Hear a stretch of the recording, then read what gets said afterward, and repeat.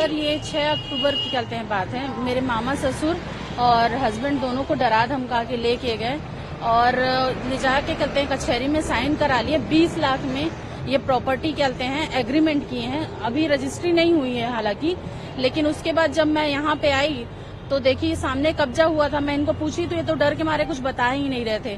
फिर जैसे तैसे मेरे को समझ में आया कि कुछ गड़बड़ है।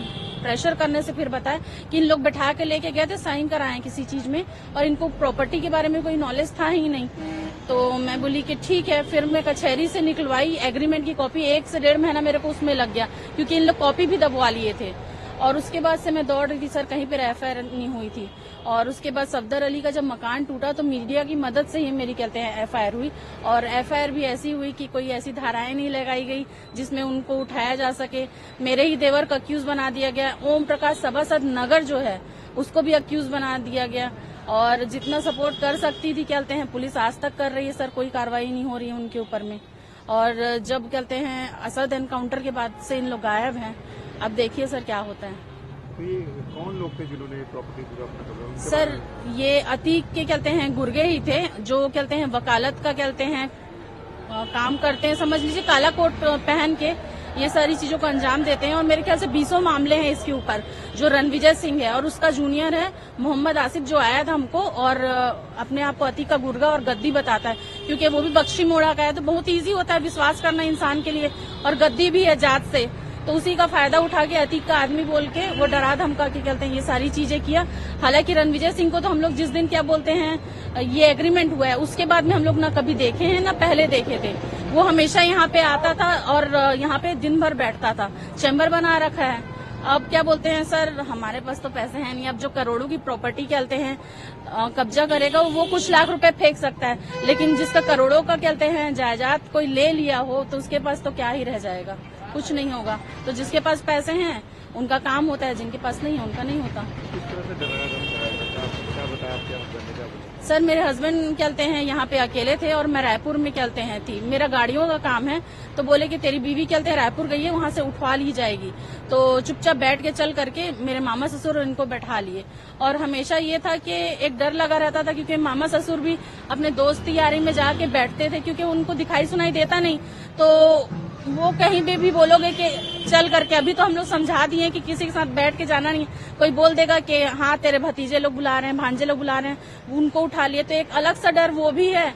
और मैं भी बाहर काम करती थी तो इनको डर लगता था कि वहां पे कुछ ना हो जाए। और ये इतने ज्यादा मानसिक रूप से ना इतना परेशान हो चुके थे कि मेरे को खुद नहीं बता रहे थे कि क्या हुआ है। हमारे बीच में बहुत लड़ाई झगड़े भी हुए यही चीज पता करने के चक्कर में। और आखिरी में पता चला कि क्या हुआ ये तो इनको खुद नहीं मालूम था, क्योंकि अगर एग्रीमेंट है तो ये एग्रीमेंट के लिए तो एलिजिबल ही नहीं थे, क्योंकि इनका नाम चढ़ा हुआ नहीं है प्रॉपर्टी में। मालिक के नाम पे सिर्फ ये है। वो इतना दिमाग लगा लिए कि क्या बोलते हैं बस साइन कराना है करके किसी को भी साइन करा लो, प्रॉपर्टी लिखवा लो। अगर कहते हैं जो आदमी एलिजिबल नहीं है किसी प्रॉपर्टी को बेचने के लिए, उसका अगर साइन आप लेते हो तो वो कहाँ से डॉक्यूमेंट सही है? तो कितने की प्रॉपर्टी सर, कितने में इन्होंने ली थी? मतलब किस तरह से क्या किया? सर इसका कहते हैं जो नॉर्मली जो गवर्नमेंट रेट रहता है वो 1,65,90,000 कुछ रुपए है। और अगर कहते हैं मार्केट वैल्यू की बात की जाए तो 2.5 करोड़ के आसपास की है। आप जगह खुद दे सकते हैं सर, इतनी बड़ी प्रॉपर्टी कोई 20 लाख में लिखेगा नहीं। हम लोग यही बोलते रहे पुलिस में जाके। तो कितने में इन्होंने ली थी? सर 20 लाख में पूरी प्रॉपर्टी लिखवा ली है। और मेरे ख्याल से ये तो हंसने वाली बात होगी कि अगर कोई बोले कि 20 लाख में ये प्रॉपर्टी खरीदा हूँ। यही चीज हम लोग बोले कि भाई हम इतनी बड़ी प्रॉपर्टी अपनी क्यों लिखेंगे 20 लाख रुपए? कोई रीजन भी तो होना चाहिए। और अगर लिख दी है तो हम दौड़ क्यों रहे हैं? तो पुलिस वालों को साक्ष्य चाहिए। साक्ष्य अपन क्या ही दे सकते हैं सर? कब्जा हुआ है वो देख लीजिए आप। और क्या कहते हैं साथ में जो एग्रीमेंट की कॉपी, तो बोलते हैं इसको साक्ष्य नहीं माना जा सकता। तो और कहाँ से? हम लोग क्या कैमरा लेके घूम रहे थे? तो क्या कितना डर था? क्योंकि जिस तरह से माहौल था, जब आप कह रहे कि धमका रहा आपको करने के लिए, क्या डर? सर ये तो आप लोग डर तो हमेशा ही बना रहा सर। ये जो सामने जो चैम्बर बना है उसके सामने मैं आके इनसे बोली कि आप कैसे कहते हैं किसी की प्रॉपर्टी 15-20 लाख रुपए में लिखा सकते हो? जब मेरे को एग्रीमेंट का पता चला तो वो मेरे को जान से मारने की धमकी दिया। तब रोड यहाँ पे पूरी जाम हो गई थी, 70-80 लोग इकट्ठा हो गए थे। उसका कहना था कि क्या बोलते हैं छत्तीसगढ़ से आई है, यूपी में दफन होगी, ज्यादा बात मत कर, हमारे यहाँ ऐसा ही चलता है। तो मेरे को पता नहीं था यूपी में ऐसा ही चलता है। अभी तो ये चल रहा है जिस तरह से अतीक की मौत हुई है, जी। उनके भाई की मौत हुई है, तो अब आप इस पूरे प्रकरण में क्या कहेंगे? क्या किस तरह से आपको क्या उम्मीद है कि सर क्या बोलते हैं, अब कम से कम उम्मीद है कि हमारी जमीन वापस मिलेगी, शायद वो डर से चले जाएं।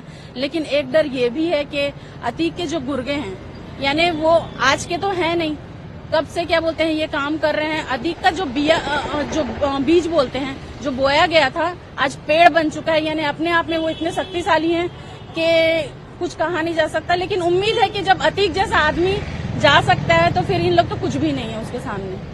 तो उम्मीद है कि आपको जी इंसाफ बिल्कुल मिलेगा। बिल्कुल इंसाफ मिलेगा, उम्मीद है। और हमारे जो कमिश्नर और असिस्टेंट कमिश्नर है वो बहुत अच्छे हैं, लेकिन क्या करेंगे, करैली थाना वहां तक बात पहुंचने दे तब तो कुछ कहते हैं नतीजा निकले। और योगी जी से तो उम्मीद है ही, मैं उनसे जाके मिली भी थी और वो मेरे को बोले भी थे कि आप परेशान ना हो, आपका काम होगा, आपकी चीज कोई नहीं ले जा सकता। तो ये योगी सरकार है करके आज उम्मीद था मेरे को, और मैं तब से दौड़ रही हूँ। और शायद दूसरी सरकार होती तो मेरे को ना उम्मीद होती ना मैं हिम्मत होती मेरे अंदर। हमसे जुड़े रहने के लिए हमारे YouTube चैनल को सब्सक्राइब करें और नई वीडियो की नोटिफिकेशन के लिए बेल आइकॉन को दबाएं। अगर आप ये वीडियो Facebook पर देख रहे हैं तो लाइक जरूर करें और ज्यादा से ज्यादा शेयर करें। धन्यवाद।